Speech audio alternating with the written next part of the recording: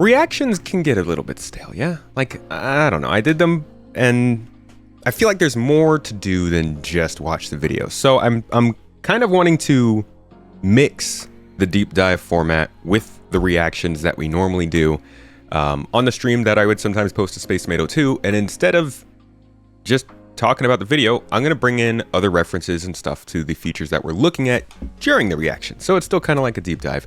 Thank you for coming here and joining me live. If you're watching this after the fact, maybe join us one of these times. It's good times. We have cookies and water. Water is good. Drink water. We've got some FPS stuff to talk about. These new weapons are coming in. We're going to do a little meet the team here, look at the weapons content team and what they're working on. But first, I want to show you some stuff they were talking about when it comes to FPS weapons all the way back in 2019 at CitizenCon. And this is where they kind of laid out their plan for FPS gameplay long term. I don't think they had given us an idea of things like damage types and weapon ratings and all that kind of stuff. But in this little thing that they do, and Richard Tyrer is here, of course, this is kind of where they laid things out. Before 2018, I would be more hesitant to really go in on what they're saying in these videos. But by the time we hit 2019, they had gotten fairly confident in some of this design stuff. I'm not going to say that all of this is exactly the same as they'll present it now, but I do think most of what we're seeing happen in the game now is stuff that they set out around this time. So I think they're still in this direction, maybe some slight differences, but we'll see.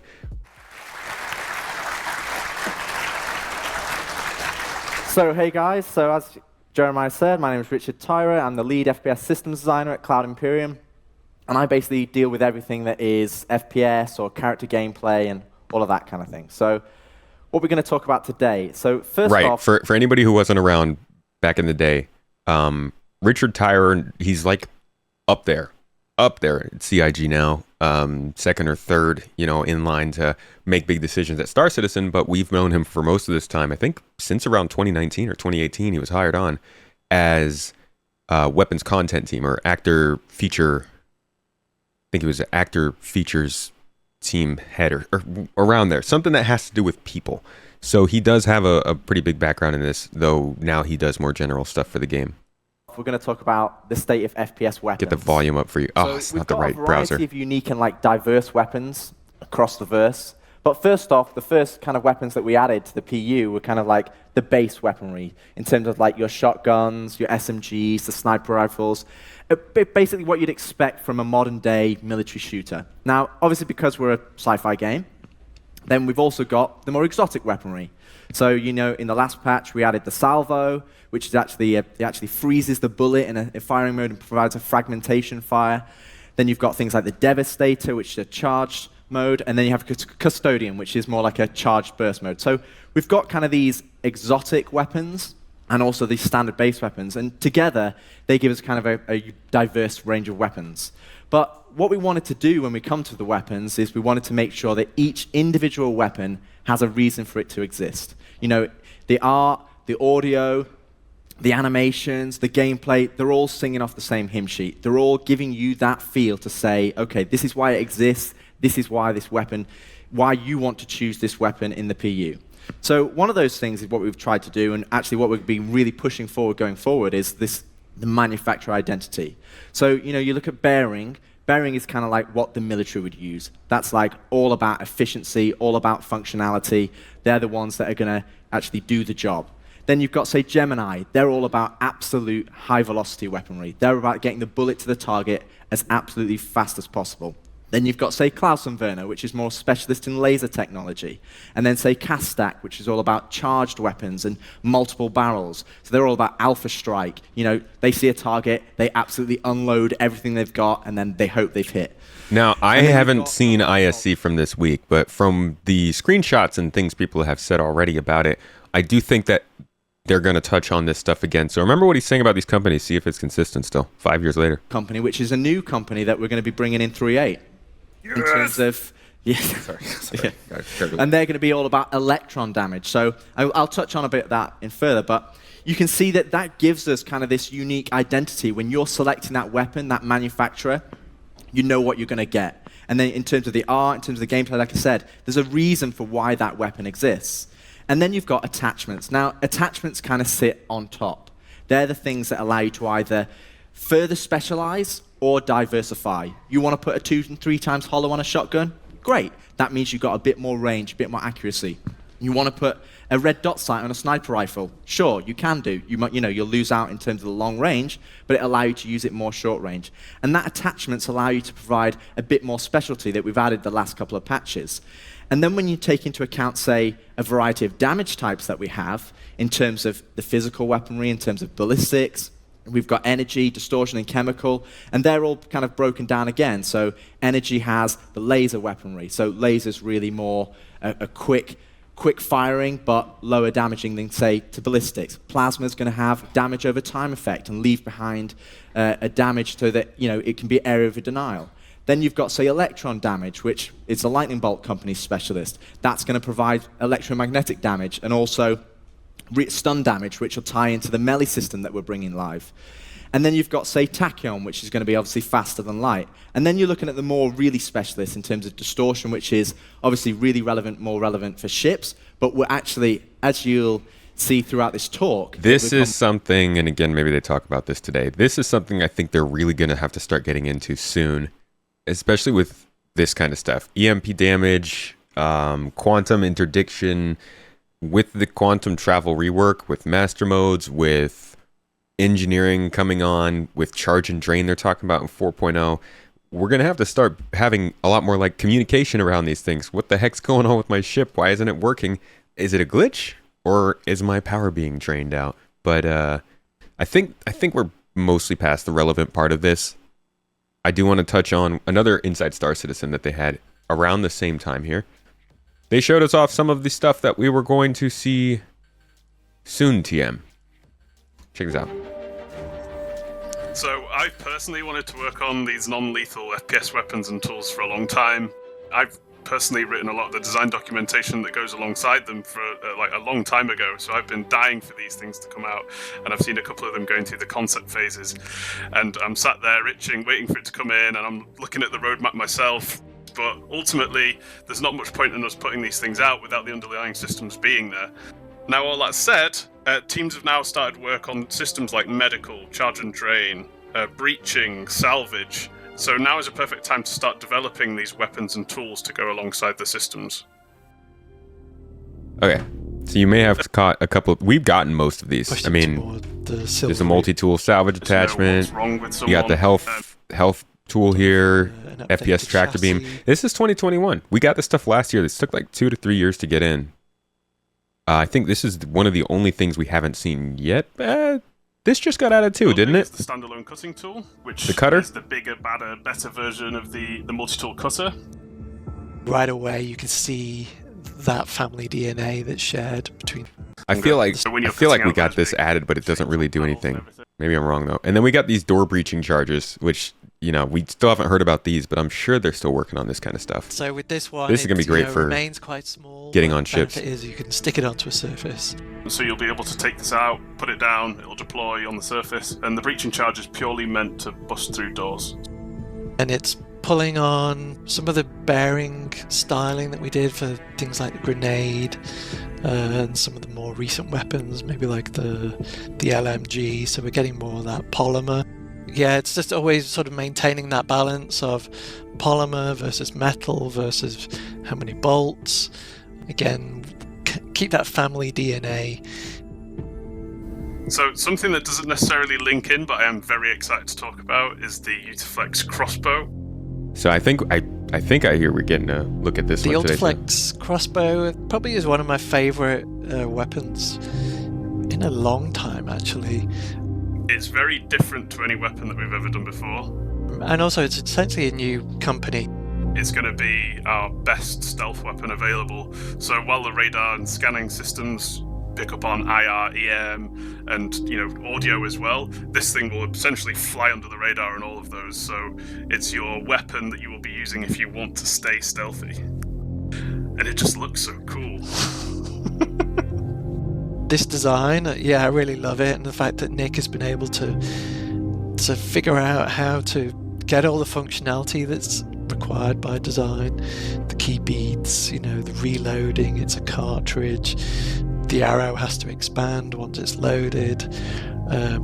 it has to compress to a certain size in terms of the overall length of the weapon. It's got to look badass, and I would say, call me crazy, I think we've nailed it on this. I think the art team did a really awesome job of building it as well. So those are just a few of the FPS weapons and tools that we've been working on. We are so excited to be working on them now and developing these systems.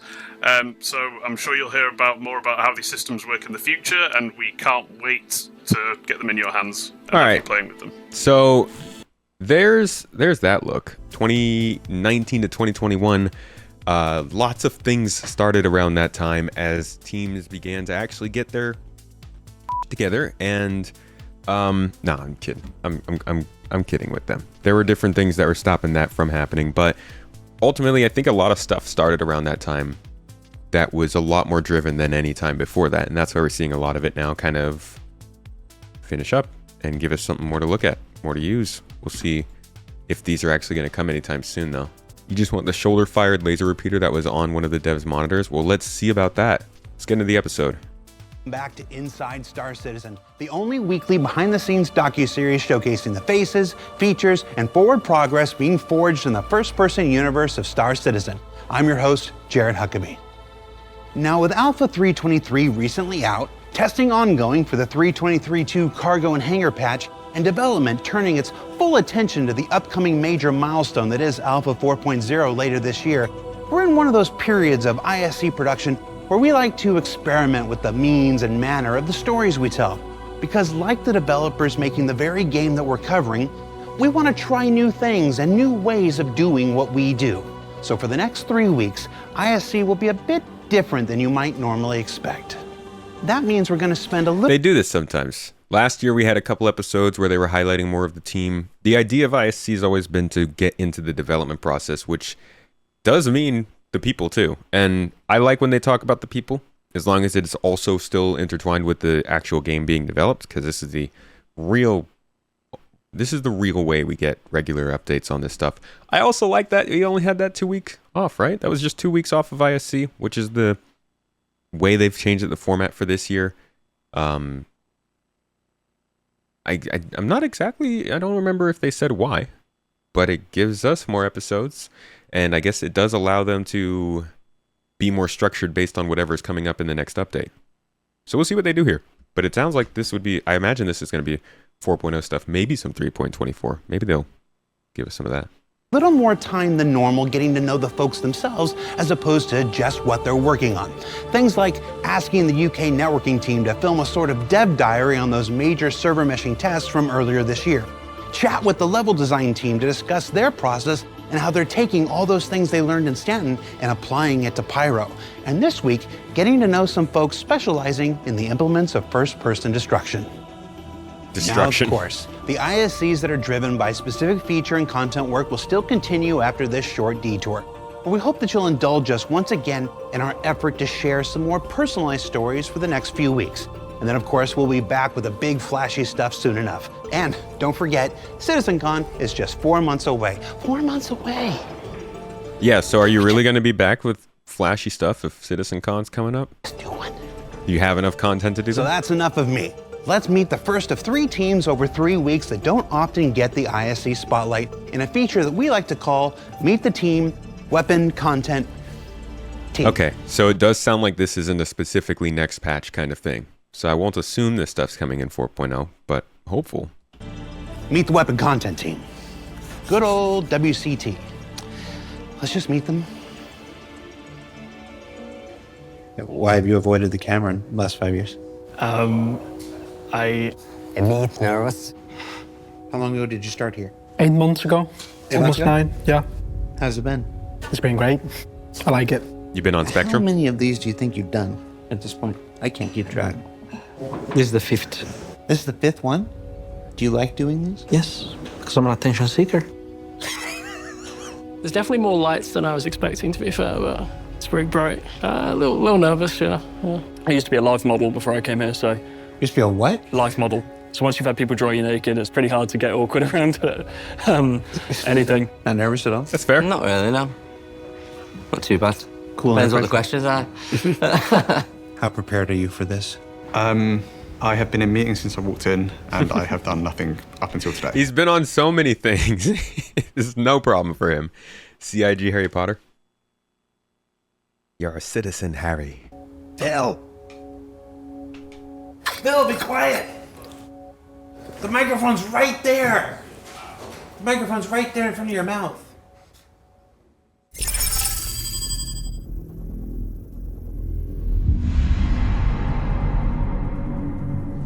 All right, I'm interested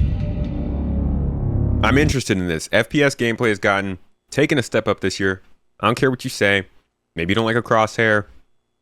That's fine. But the quality of FPS in this game has absolutely taken a step up this year.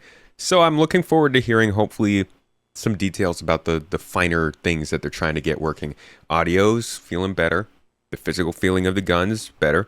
I've always liked that Star Citizen has so much variety between brands, so much brand identity. You might not like the brands, you might not like the guns or the designs they use, but it is very, very nice to be able to pick something up and be like, oh, I know what company this is from. Oh, I've done delivery missions for that company. Like, it builds, I guess it's mostly a lore kind of thing, but I think it builds a lot into what people want to do in a game. Like, you want to get guns from a certain company because you like maybe that company, what they do, or you like the way their guns fire. I like the way Gemini guns fire.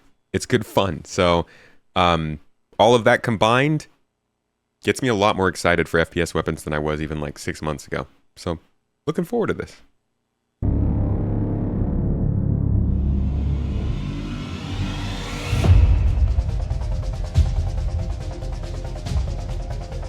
Aren't we a spaceship game?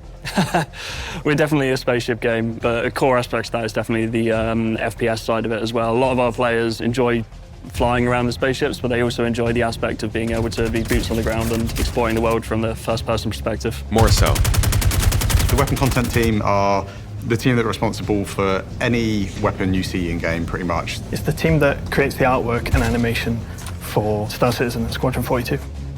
We make really cool-looking guns. Lots of guns. Hey, got some tattoos in there. Yeah. Melee weapon. The guns sound way better. Everybody who was at CitizenCon, I don't think I will ever forget the gun demos they played at CitizenCon. I don't go to places where gunfire is just played for your pleasure over the speakers. So that was like one of the first times I've been in a room where heavy caliber weapons were being simulated firing over massive speakers that are taller than me. And we were in the corner. So that was a good feeling. Made me feel really, really lame to come back to my headphones. Jesus.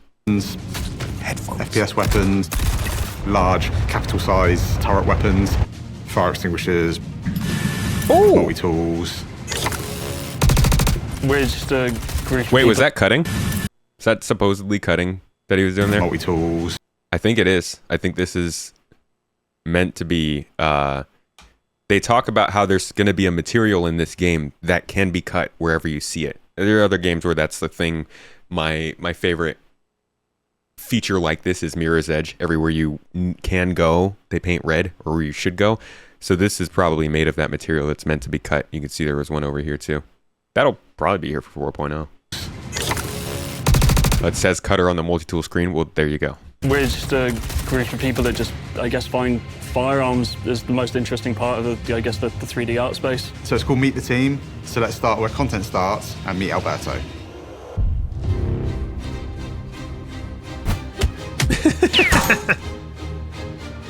Tell me about Alberto. I like spaceships. He's not wrong. I started Why are you working on guns then? Mixed role in a little company in Germany called Egosoft, and there I was doing spaceships, both 3D and both concept. Then I moved here because I was always very passionate of the universe of Star Citizen. His pathway is just insane. I think he designed, luxury yachts or something, so yeah. So yachts, planes, everything that was not a car, basically. Alberto is an incredible... I mean, some of the boats the ships kind of look like yachts. Get this man over an Origins design firm. concept artist. The concept artist kind of facilitates the development of the idea. We get the brief, the words, and we translate it to something visual. In my opinion, that's the What most is that? Are those mines? Are they just showing us shots of mines in Get design? the brief, the words, and we translate it to something visual. What is that supposed to be? It looks like a mine, for sure. And it would make sense if mines expanded in space, because like space be big. But I haven't talked about mines at all. I wouldn't even think they were coming near. I guess Squadron 42 will have them. In my opinion, that's the most creative part. Alberto's great. I mean, he's a pleasure to work with. I've only had really good experiences talking to him. What is that? Great. I mean, he's a... What the flippity f***? Dude, that looks sick. Wait a second. What in the world is that? Is that even from a company we know? Is this from the game? Is this from a different game? Gravity Utility. Oh yeah, I think this is from a different game. I mean, he's... Gravity Utility Maintenance. Is this... Why are they showing us this? It's on ArtStation. We could probably go find it. Hold on, let's see if we could find that. Alberto, ArtStation, Gravity, Utility, Maintenance. There it is! Found it! Alright, what is this? Introducing the... Yeah, this doesn't look like it is meant for Star Citizen. I think this is a proof of concept kind of thing. It looks sick. It looks a little spiffy. It's a duct tape gun. Cave Utility Management. That would actually be, I mean, hey, I don't know what you need Cave Utility Management for. I guess this. Cool, you got to patch up some bullet holes. That'd be engineering to another level. Interesting, though. That thing looks nice. He's a pleasure to work with. I've only had really good experiences talking to him. He provides so little friction. It's the Drake repair tool. Every company's coming out with their own, and that's just what you get. When working with him, he's genuinely really good at what he does. He does a lot of the problem solving for you. What's your relationship like with Alberto? 90% pranks. Understand what? Pranks. Pranks? Yes. Like what? Flipping the screen from each other, like changing the sensitivity of the mouse when he just turn around, something like that. We really have to fight this guy. Is that a productive use of your time, Samuel? If I do it fast. Yeah. I mean, but he's like, they're open at the office. I can't tell if this is like, yeah, this is the stuff that he's made, or they're like, this could be in the game. I don't know what their plans are for tools. I showed you the video here, whatever video that was. Wait, we closed it. Whatever video we looked at earlier that had those different tools that we saw, that's all we've seen of handheld tools. So I have no idea if this is even concept work related to the game. Tattoos! Samuel's one of our newer concept artists in the company.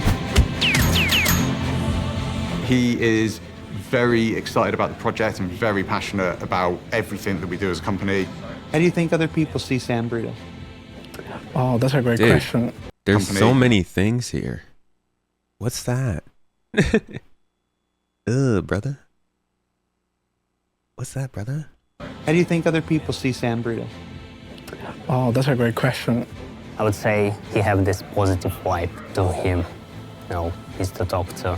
Sam is fun, getting better and better. He's super young, super talented. That looks like a plasma Absolute bundle gun. of joy from a different culture, coming from Venezuela. Lots of interesting stories and really approachable, and just overall the same things I say about Alberto. I can go to him, I can talk about what he's working on, and the concepts he provides are of an extremely high quality.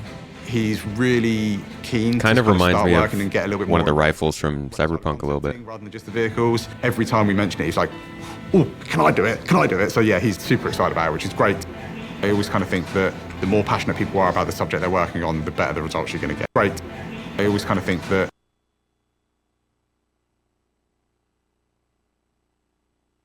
Wow.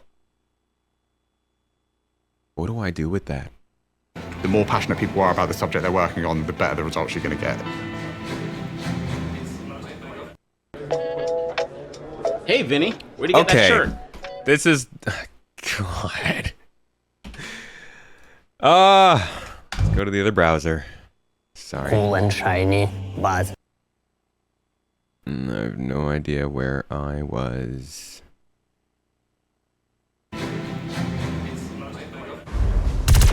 Sorry, I was on my Space Tomato account, which does not have premium. We've got Alexei, who's our weapons lead. He joined us a year and a half ago, I want to say. Whoops. Jeez. Sorry, guys. Great addition to the team. I decided to work on the video games because I always wanted to help people, not necessarily when they're already ill. Whoa. Is that a cutter tool? It's like that's like a small cutter tool. They're making small versions of the big tools in addition to the multi-tool version? What? This supposed to be an SMG? Grey Cat makes they make what? They make weapons? Oh, okay. Well, that's new to me. Wow. Is that like DeWalt coming out with a rifle? Yes, I'll take the Bosch burst pistol. Thank you. Because I have a medical degree, but it never worked out for me because it's a makeshift put together. Like they just used some, like they completely put the gun together with Grey Cat parts. That'd be sick, pirates. Good job. Y'all got the smarts. Just maybe put them to better use. Baron Earth, thank you for the sub, by the way. Medical degree, but it never worked out for me because down the line, I decided that I wanted to bring happiness and not cure the aftermath of it. Did you know aftermath of bullets? Degree to be a doctor? The happiness of bullets, rather. What? No, I didn't know. I guess I'd like him to be my doctor. I'd probably trust him.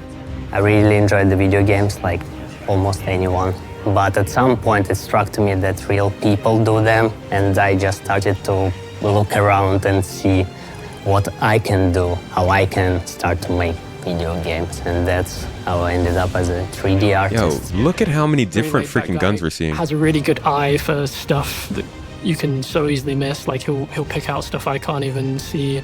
Since he's joined in, the optimization of our work has just flown through the roof. He's a really valuable member of the team, and I definitely consider him a friend. He's a really nice guy. He's created quite a driving force for the team across both our projects. Alexei is okay at table tennis. Just okay? Yeah, he's okay. We've got Talon.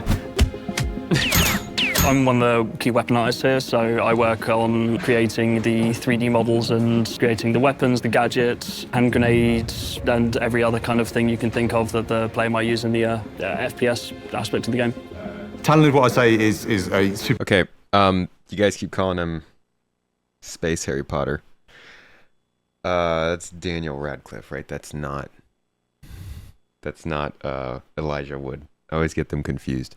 I don't remember who it is, but my friends got this picture with, I think it was either Elijah Wood or Daniel Radcliffe. It's terrible that I get them confused. They got a picture with him at like 2012 Comic-Con, and it's all I think of when I see anybody who looks like him. So I keep seeing this guy and just imagine my friends. They were all in like a bunch of very scandalous outfits. So it was like, maybe this guy, PR-wise, didn't want to take that picture. And so that's just what pops into my head. Sorry, buddy. That's, you know, when you look like somebody that's that famous, gets you. Super passionate weapons artist. He, he's big into sort of airsoft and milsim and that side of things. The fountain of all knowledge when it comes to weaponry. I don't think there's anyone that knows more about guns than Talons. Does it operate correctly? Where does it take its influences from? And I think that's really important. He's just a great person to have on the team, nice and approachable, and always up for a bit of a laugh. And join him. That's a new grenade type. Ben as well, laugh.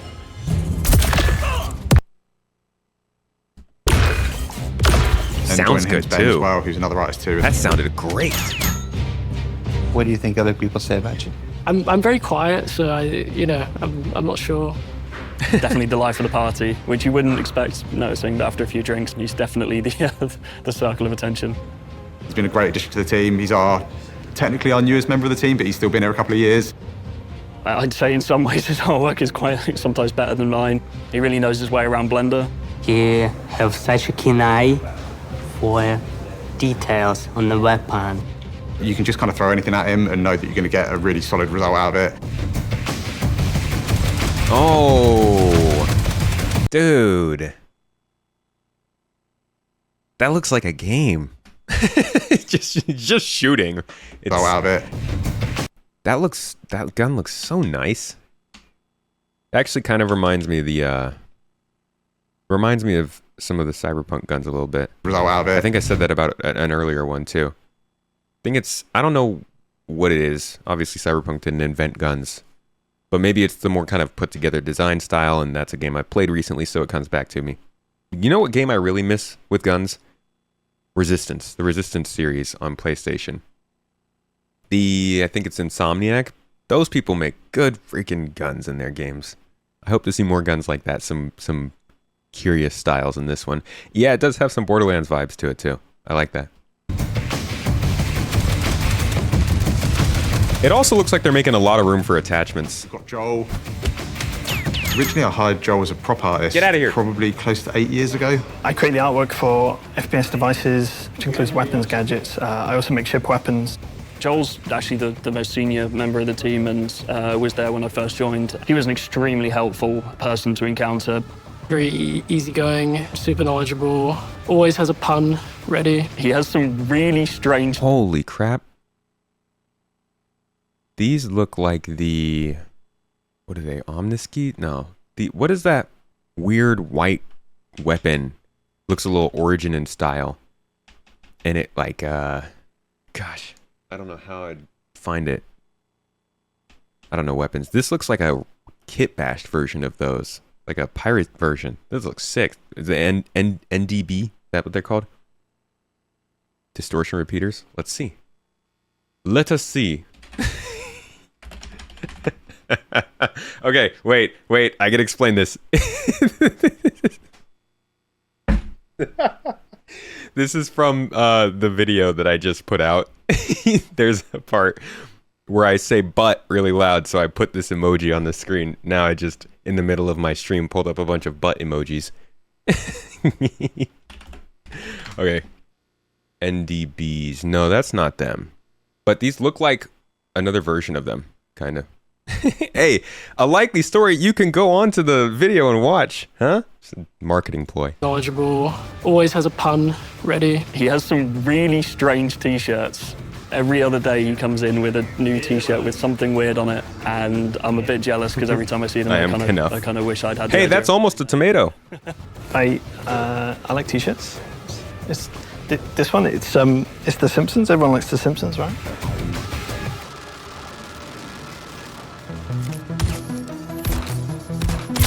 What about your producer? Oh yeah, don't let me forget Kieran. He's Mr. getting things done and getting things done on time, so he's brilliant. I quickly realised I didn't want to be an artist or a programmer.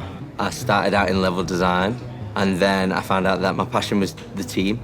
Without Kieran, there wouldn't be weapon content because he's the guy who glue it all together, you know. Well, that's good. Eats a lot of eggs. Brings in about 4 eggs a day or something like that, so... That's the only bad thing I can think about Kieran. See, this is the nuts part of having a game like this, where you have a space sim kind of game with flying spaceships, but you have a whole massive FPS weapons team, because there's an entirely different part of the game. Oh dear. Sorry. Little drunk over here on coke. You have an entirely different part of the game that doesn't depend on spaceships, that you have to have people be really good at making, come from different studios and stuff that were completely dedicated to that and have nothing to do with space sims before.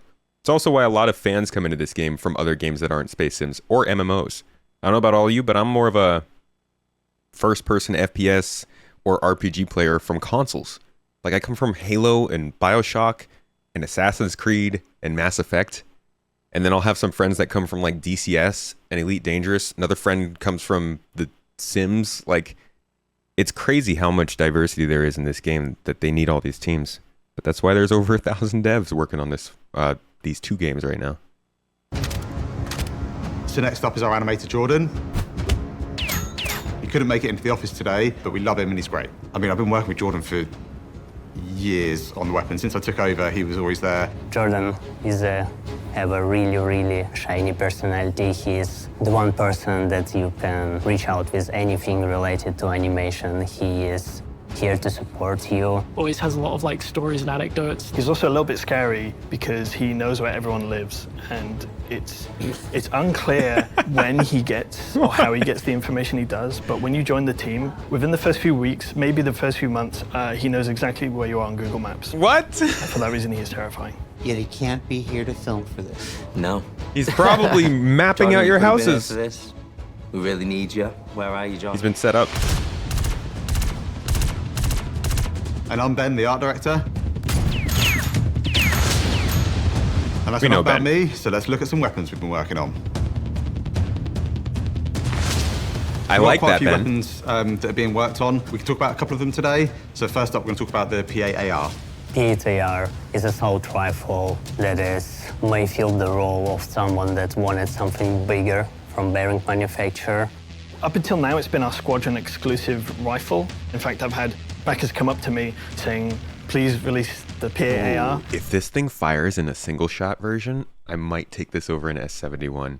I do enjoy bearing. Looks and really good. what we want to do is take that P8 base and do a version that we were was slightly more tailored towards the civilian market. A lot bigger and a little bit longer than the current P4AR, and personally, one of my favorite weapons that we've ever worked on. It is kind of more in line with civilian needs, so it's had a little bit of lightning done to it. It's had some of the more aggressive visuals tidied up a touch. We did a redesign of the stock. Yeah, it kind of reminds me of the DMR from Halo a little bit. Just like, I mean, the S71 does too, but that's more just like size and style that they're going for. Bearing definitely has more of a, I think, a style that looks like Halo. S71 almost looks like a gun from Ghost Recon, but Bearing is clean. I hope we see a new Castac weapon today. Variants done for the consumer market. Why not just put the one from Squadron in? The honest answer is we want to kind of hold that back for Squadron, I guess. It is one of the main weapons you use throughout the campaign, and we still want that to feel unique and special. It's one of the things that we do kind of want to hold back as a bit of a hero experience. It is the standard issue, I think is the correct way of saying it, military weapon, the UEE. It's a workhorse, it's reliable, it's functional, and it just gets the job done. Why did that? It's a workhorse. Why does the sprint look different? Is this like a Squadron 42 build or something? The standard issue, I think is Doesn't the player movement look a little different here? correct way of saying it, military weapon, the UEE. It's a workhorse, it's reliable, it's functional. Maybe it just not. gets the job done. Maybe it's the post-processing. Ah! So the Volt rifle is another new weapon that we're releasing in the PU. A brand new manufacturer for the weapon content team. Volt are a electric and beam ammunition type, using electric batteries to power their weapons. They're very techy. They feel very professionally homemade. It's not thrown together, but also it's not professionally manufactured. This is the manufacturer who relies on cheap produced goods, but they still wanted it to look cool and shiny, but they are not really reliable in terms of 3,000 ampere hours? Jesus. long-term use.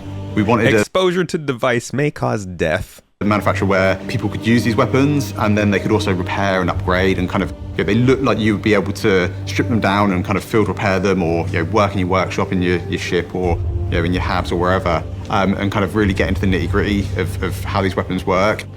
So there's a lot of visual cues to that with, like how the screen attaches, all the little kind of fittings and screws and how it all kind of comes together, that visually is something quite nice and exciting, I think. There's anything like this in a PU as of now.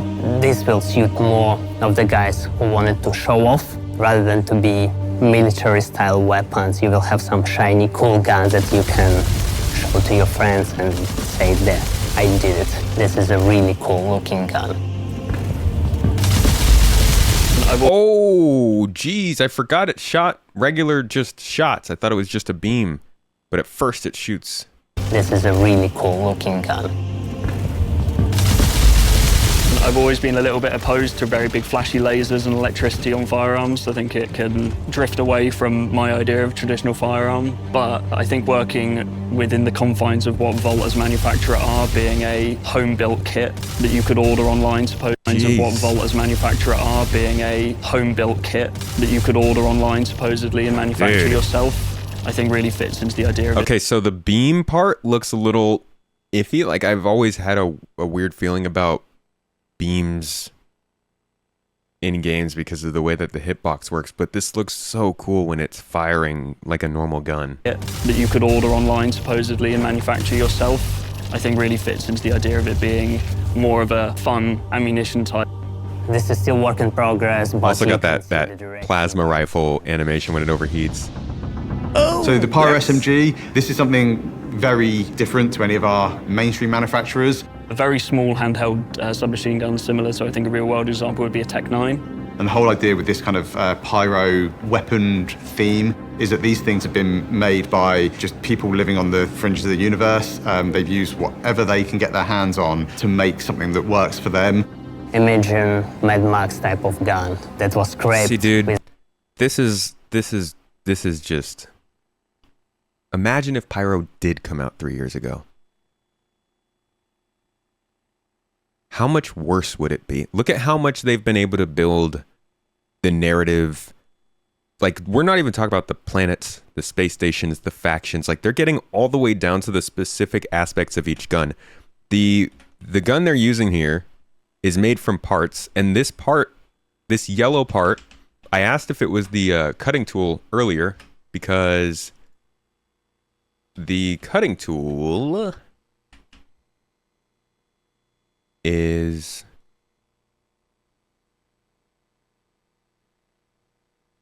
looks like this. Give me a good shot of it. You see this? It's got the same it's got that same sort of design, right? The little cross thingies, whatever. The background of these tools, the original one is called the Pyro multi-tool, I think it is, was made, and the creation of that tool has to do with the star system we're going into. And just seeing how much they're able to tie the lore into the way they're designing these things, into the way we're supposed to believe this star system works. And it's like, what the heck would have happened if this system had come out 3 years ago? It would have been such bare bones. And it's both, it's a good thing that like it waited, but it's also very disappointing that that's how the system was planned on releasing. Just, it doesn't matter what you ask them to call it or when you ask them to release it, it will be a certain style or a certain level of quality, no matter what, depending on how much time they put into it. I'm sure whatever Pyro we might get in 3 years of server meshing took 3 more years would be incredible. So it's cool that we're getting such an upgraded version from what we would have gotten if server meshing was ready in 2021. But at the same time, the fact that Pyro was going to be that in 2021, this is cool. I'm happy to see this kind of stuff. Pyro weapon theme is that these things have been made by just people living on the fringes of the universe. They've used whatever they can get their hands on to make something that works for them. Imagine Mad Max type of gun that was scraped with everything that you can find around. Sort of break the art conventions that we've been working with for the last... See that heads-up display on it? Years. Internally, we call them non because they doesn't have any manufacturer. It's made by a guy named Steve. Yeah, you can say so. The fact that it's very compact and small allows you to hook very tightly on corners, giving yourself a very low exposure when peeking corners or peeking over cover. And has an extremely high rate of fire, so very good for those really close encounters, but I wouldn't be using it at long ranges due to the lack of a stock. They're really quite cool weapons to work on and look forward to. It's literally the cutting tool. Literally.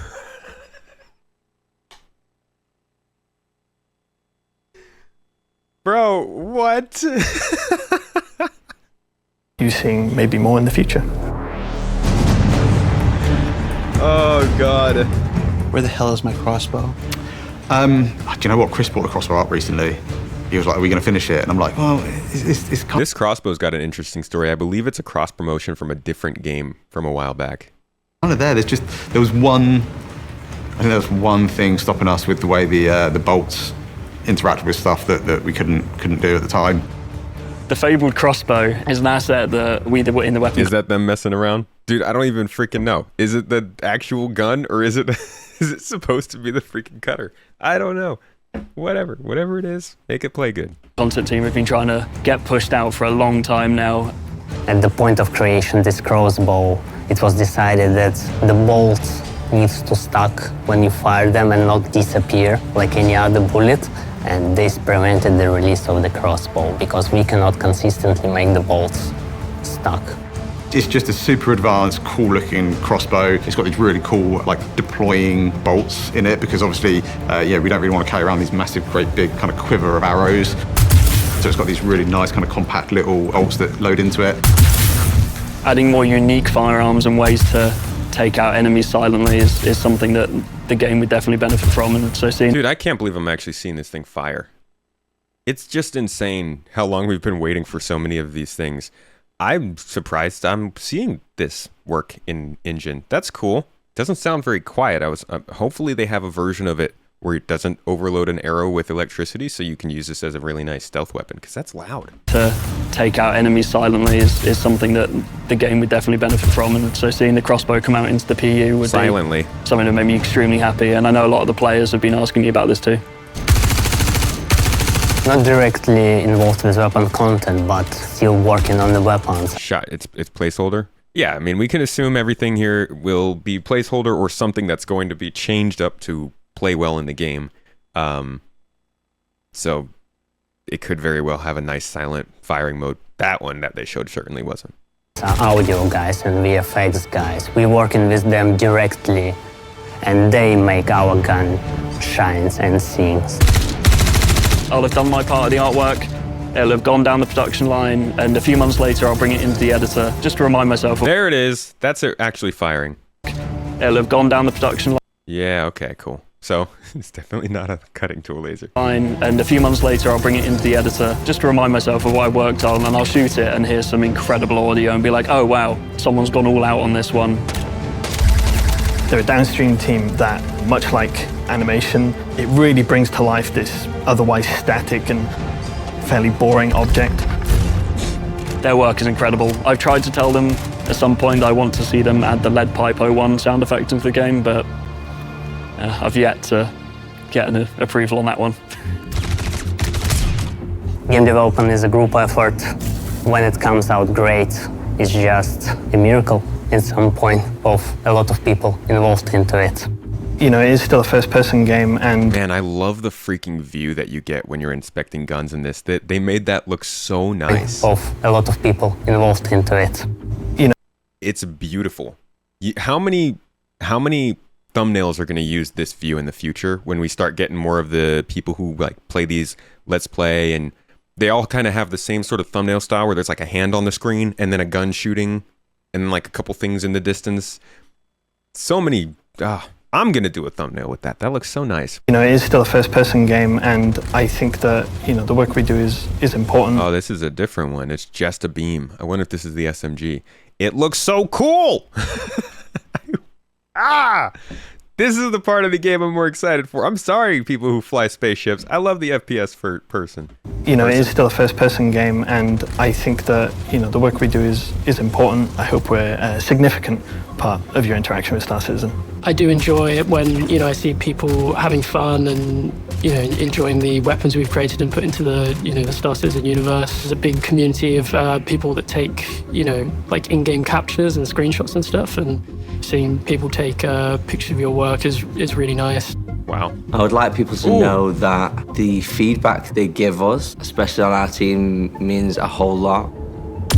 When we see a comment come up about something with the firearms that people might not like, we do take that on board. If it's not applied to the weapon they're speaking about, we'll try and avoid it on future ones. We're always learning. And if there has been a weapon that you really enjoy using, or is your favourite weapon, then please do let us know in the comments, because the team will love to hear that sort of feedback.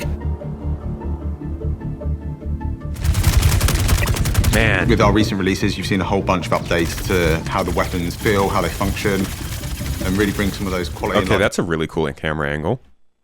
Updates to... That's a good idea for one. Maybe I'll do that when I start being able to record more. How the weapons feel, how they function, and really bring some of those quality and life improvements to the weapons as a whole. And that's just taken a lot of hard work from the weapons department as a whole. What is that? I love how much more creative these are getting. department, you know, art, design, animation, audio, VFX, like the whole lot. And they've not had a great deal of limelight in these sort of events, but they're super dependable, and I'm very happy to kind of be able to get to talk about them today. I just would like to see more videos of these guns shooting, please. So what did we learn this week? Well, hopefully we learned a lot more about the people that make up the current iteration of the weapon content team. That there's a whole host of new weapons that was the dead rig? making their way into the persistent universe. And that spaceships, of course, may dominate the conversation a lot of the time. But there's plenty of other ways to bring damage, death, and destruction to the universe of the first person being built. For Inside Star Citizen, I'm Jared Huckabee. Thanks for letting us share the people and process of game development with you. And we'll see you all here next week. Cool. That was a solid freaking episode. We didn't get specifics. They didn't tell us anything about the stuff we were seeing, which is a bummer because now we can't assume anything of any of this stuff. But this is a cool episode. I liked seeing these guns. They're cool guns.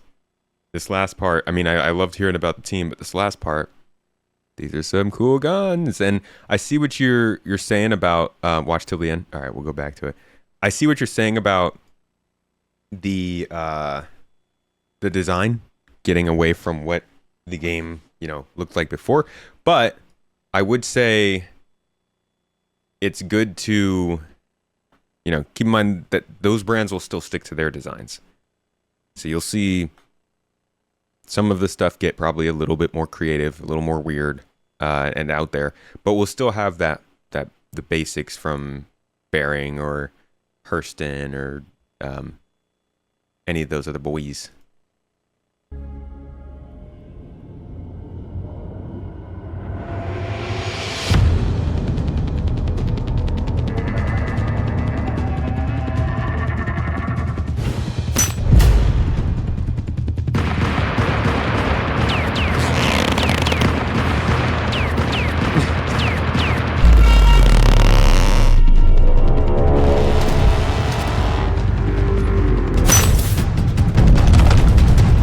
God, imagine.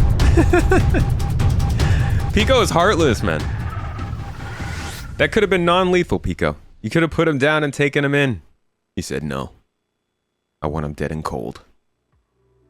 Or just like non-existent because that explosion was massive. So yeah, I'm curious as to what the plans are for the stuff we just saw. Seems like a lot of it is probably 4.0. Because it was very Pyro themed, and I think they're looking to do a pretty big content drop with Pyro, but it might be stuff that comes in the following updates, so we will see.